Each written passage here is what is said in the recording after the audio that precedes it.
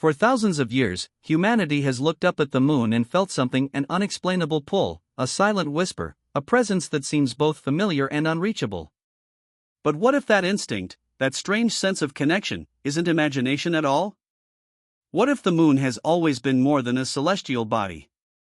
More than a rock orbiting Earth? What if it is a teacher? Ancient civilizations believed the moon held secrets about consciousness, dreams, death, rebirth, intuition, time, and destiny itself.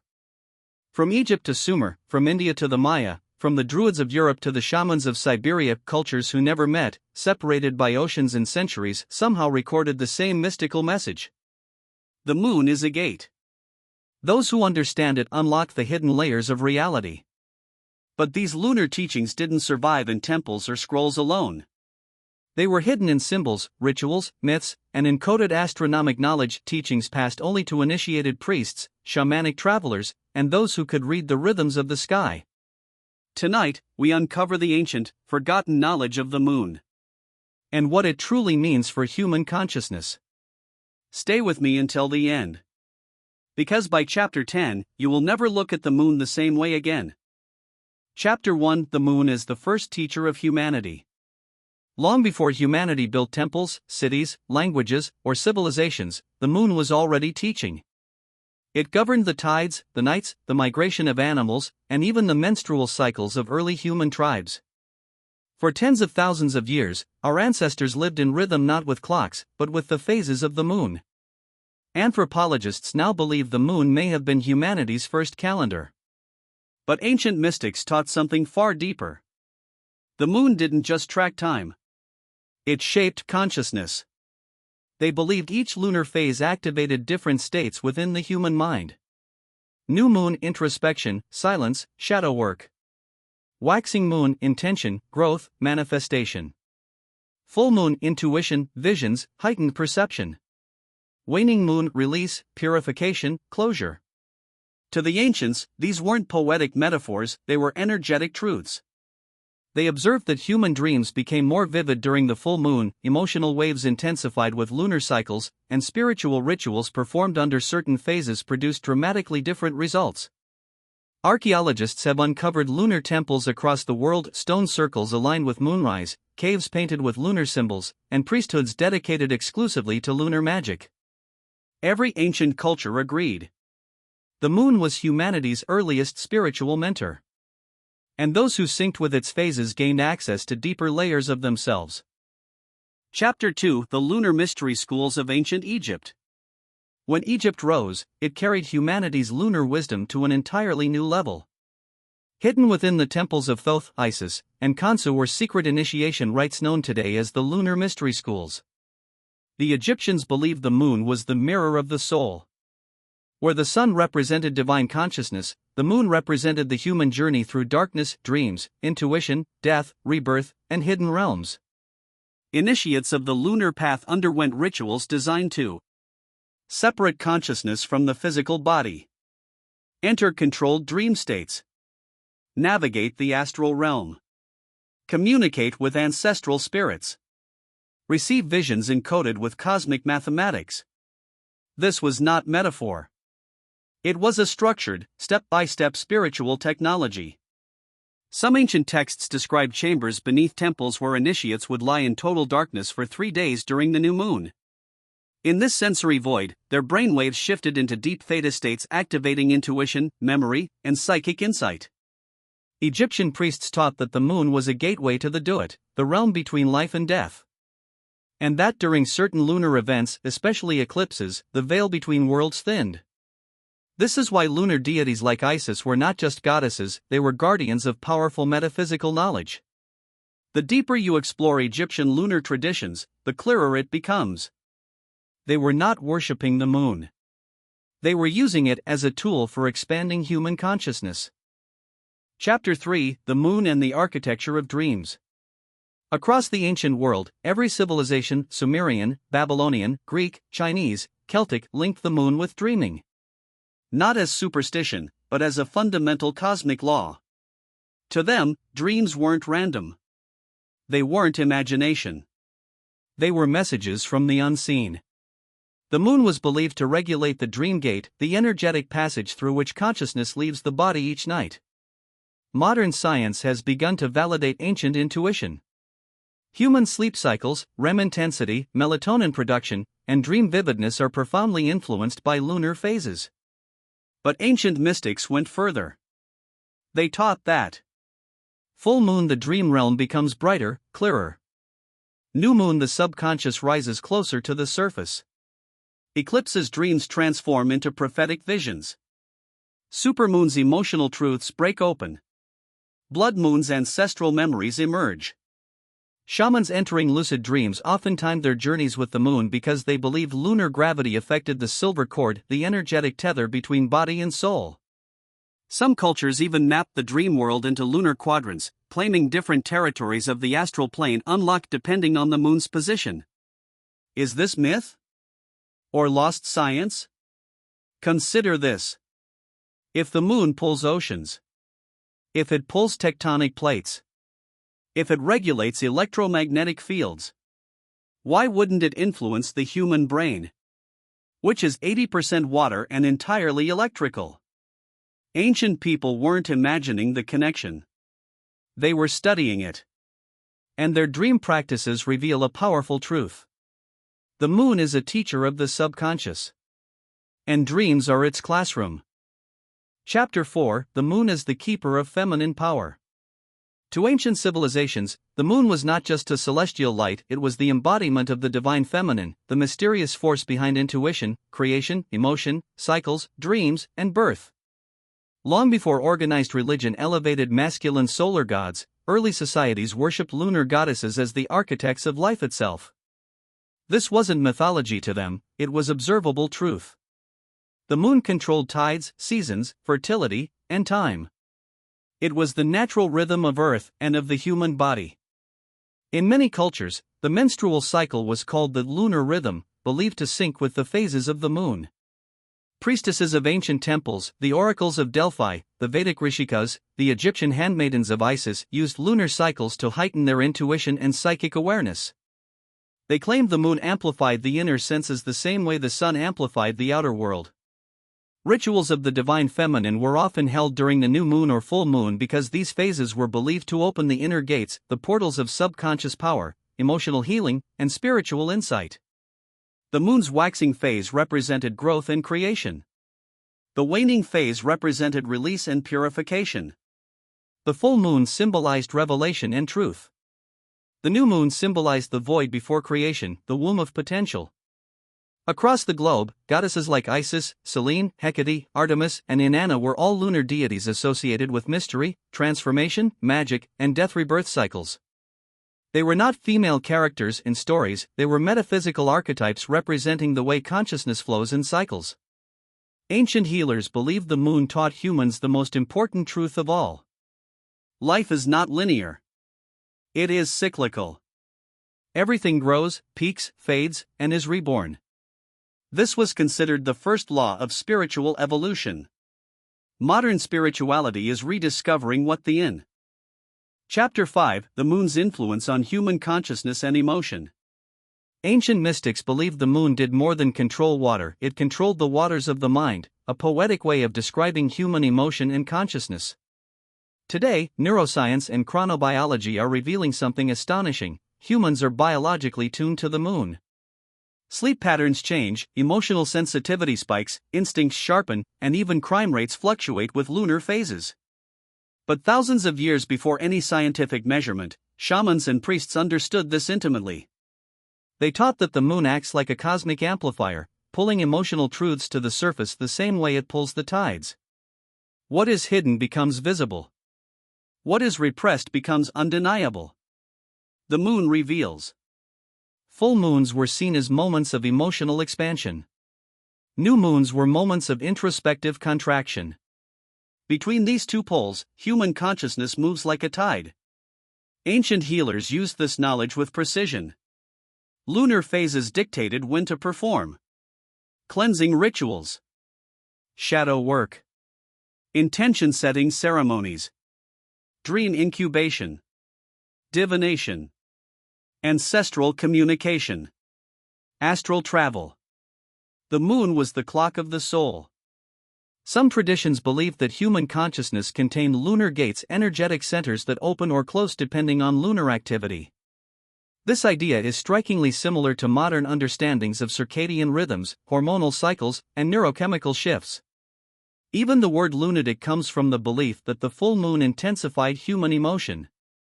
While the term is outdated and insensitive today, its origin hints at a long-observed truth: the moon affects the psyche.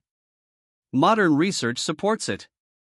Studies have found correlations between lunar phases and increased REM sleep, heightened emotional reactivity, intensified dreams, changes in brainwave patterns, fluctuations in melatonin and serotonin. Ancient people weren't imagining the Chapter 6: Lunar Eclipses, the Ancient Tears of the Sky. Few celestial events stirred ancient civilizations the way lunar eclipses did. To our ancestors, a lunar eclipse wasn't merely the Earth casting its shadow upon the moon, it was a cosmic drama, a temporary death of the moon, a moment when the heavens paused and the invisible world touched the visible. Ancient Egyptians believed that during a lunar eclipse, the moon descended into the Duat, the underworld, to battle forces of chaos. In Mesopotamia, priests interpreted eclipses as signals from the gods' warnings, prophecies, or transitions of spiritual power. The Maya considered eclipses gateways through which departed souls could return or deliver messages. But mystics across cultures all agreed on one thing: a lunar eclipse is the moment when the veil is thinnest. Dreams during eclipses were considered prophetic. Rituals performed during eclipses carried amplified power, both light and shadow. Emotions surged, intuition sharpened, and the psyche was flooded with memories, realizations, and visions. The reddish hue of a blood moon intensified this belief. To the ancients, the moon wasn't turning red.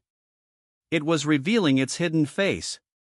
Esoteric traditions taught that lunar eclipses mirrored an internal process: the temporary eclipse of the ego, allowing the subconscious to rise. What you fear surfaces.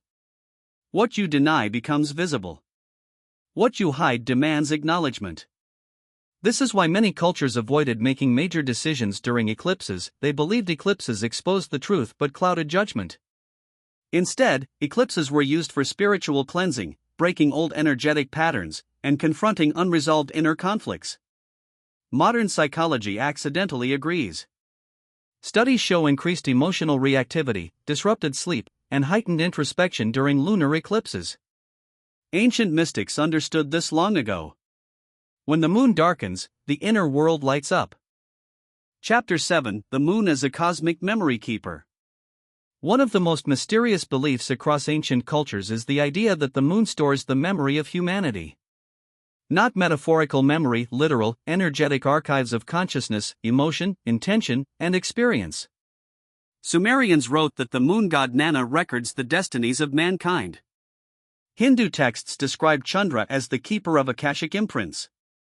Kabbalistic mystics believed the moon reflected the Yesod, the foundation where memories crystallize. Shamans taught that the moon absorbs emotional residue from Earth, acting like a spiritual filter. To the ancients, the moon was not a passive object, it was a cosmic database, constantly absorbing and redistributing energy. This belief stems from a profound observation. The moon never changes, but it remembers everything. Every night it witnesses every event on Earth. Every human emotion, every loss, every prayer, every celebration. It sees wars, births, dreams, rituals, and grief. Its surface is scarred but eternal. Its silence is ancient but aware. Mystics taught that when we look at the moon, we are not just seeing light, we are seeing the accumulated spiritual history of our species reflected back at us. This is why so many cultures treated the moon as a guide during past life regressions, ancestral rituals, soul retrieval ceremonies, prophetic dreaming, shadow work. Because they believed the moon held fragments of who we once were. What if this is more than myth? After all, the moon influences Earth's magnetic field, controls tides, and interacts with biological rhythms. Its electromagnetic interaction might affect memory, intuition, and emotional processing on a level science has not yet fully measured. To the ancients, the moon was the cosmic mirror through which humanity could see itself across time. A witness, a recorder, a keeper of forgotten truths.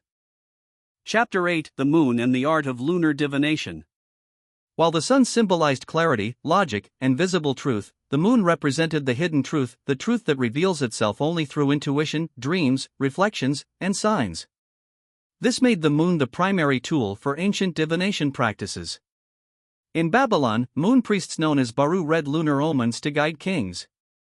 In Greece, the oracle of Artemis received visions exclusively during lunar alignments. In Arabia, desert mystics used lunar shadows to predict future events. In China, lunar phases dictated when ancestors could communicate with the living. But lunar divination was not fortune-telling, it was pattern reading. Ancients studied how events repeated themselves with lunar cycles. They tracked omens tied to specific phases. They monitored dreams, emotions, and visions correlated with moonlight. Over centuries, they created a system. A cosmic algorithm based on lunar influence. Full moons illuminated truth. New moons concealed truth. Waning moons erased old timelines. Waxing moons opened new ones. This framework shaped everything from crop cycles to royal decisions to spiritual practices. But the deepest lunar divination occurred internally. Mystics taught. The moon reveals what the sun cannot. This meant divination was not about predicting the future, it was about reading your subconscious, your emotional tides, your unspoken desires, your hidden fears. The moon was a tool for psychic introspection. Modern psychology calls this self-reflection. Ancient lunar priests called it speaking with the inner shadow. In a world obsessed with external clarity, the moon reminds us. Some truths can only be found in darkness. Chapter 9: The Moon and the Mystery of Sacred Cycles. Ancient civilizations didn't see time as a straight line, they saw it as a spiral, a repeating sequence of energetic cycles shaped not by the sun, but by the moon. This is why the earliest calendars, Sumerian, Babylonian, Hebrew, Chinese, Celtic, were all lunar-based. They believed that every human life was part of a repeating lunar pattern, and that understanding these cycles meant understanding destiny. Each lunar month represented a mini-version of life itself. Birth, growth, fulfillment, decline, death and rebirth. This cycle mirrored human emotion, spiritual evolution, and psychological transformation. The moon taught humans how to let go, how to renew, how to evolve, how to rise again after falling. This cyclical understanding shaped entire civilizations. Festivals, marriages, harvests, funerals, initiations, all were timed according to lunar cycles. Even more astonishing is that sacred architecture reflected lunar mathematics. Stonehenge tracks lunar standstills. The Great Pyramid encodes the lunar month in its geometry. Ancient Indian temples align with lunar eclipses. Mayan pyramids reflect lunar nodal cycles. Aboriginal sites map the moon's 18.6-year wobble. They believed the moon was the clockwork of reality, the silent force that kept the spiritual and physical worlds synchronized. Modern science acknowledges the moon stabilizes Earth's rotation, seasons, and climate, all essential for life. Ancients simply went one layer deeper. The moon stabilizes consciousness, destiny, and the soul's rhythm. Chapter 10: The Moon is humanity's silent guide into the future. For ancient people, the moon was a teacher. For modern science, it is a satellite. But for mystics, both ancient and modern, the moon is something much deeper. A spiritual compass guiding humanity toward awakening. Across thousands of years, civilizations believed the moon communicated with humanity not through language, but through cycles, dreams, intuition, and emotional tides. It teaches without speaking. It reveals without demanding. It guides without control. What if this guidance never stopped? In an age where humanity is disconnected, overstimulated, and overwhelmed, the moon remains constant, unchanged, unwavering, offering us the same ancient invitation to align with nature, rhythm, and the inner world. Every lunar cycle is a reset. Every full moon is a revelation. Every eclipse is an awakening. Every new moon is a rebirth. Modern astronomers look at the moon and see a destination for future colonies. Mystics look at the moon and see a portal for consciousness. What if both are true? What if the moon has always been part of humanity's evolution, not just physically, but spiritually? What if it is a cosmic teacher waiting for us to remember its lessons? What if the future of human consciousness is tied to understanding lunar rhythms once again? One thing is certain. The moon has shaped our past. It influences our present. And it quietly waits to shape our future. If ancient civilizations were right, the moon is not a dead rock. It is a beacon, a mirror, a map, a companion on the journey of awakening. And those who learn its teachings unlock a deeper truth. You are not separate from the cosmos. You are part of its rhythm. And the moon is the pulse that connects you to it.